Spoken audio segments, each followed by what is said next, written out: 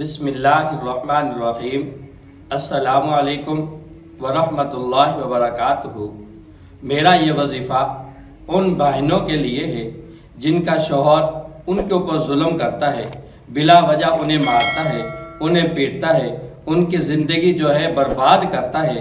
तो मेरी बहनों, मैं जो आपके लिए ये वजीफ़ा लाया हूँ, आप जब यकीन के साथ करेंगे तो अल्लाह ताला आपके शोहर के दिल के अंदर ज़रूर मोहब्बत पैदा फरमाएंगे। और फिर दूसरी बात याद रखें, ये सूरह अहज़ाब का जो है वजीफ़ा है। सूरह अहज़ाब के अंदर एक आयत मुबारक आती है।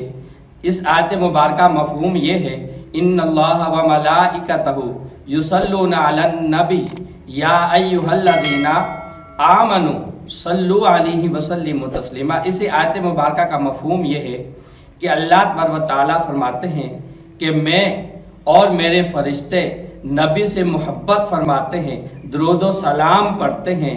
ए ईमान वालो, तुम भी अपने नबी से मोहब्बत फरमाओ, मोहब्बत करो और तुम भी इन पर दुरूद व सलाम पढ़ो। तो मेरी बहनों, जिनका शौहर हर वक्त लड़ता है, इनकी ज़िंदगी बर्बाद करता है और हर वक्त गुस्से के अंदर रहता है, तो आपने सिर्फ क्या करना है, अच्छी तरह वज़ू करना है। अच्छी तरह वज़ू करने के बाद आपने सिर्फ 2 रकात नमाज नफल अदा करनी है। 2 रकात नमाज नफल अदा करने के बाद सिर्फ एक मरतबा ये सूरत पढ़नी है जिसका नाम सूरह अहज़ाब है। ये ना इतनी बड़ी है ना इतनी छोटी है, आराम से सुकून के साथ इसे सिर्फ एक मरतबा पढ़ें।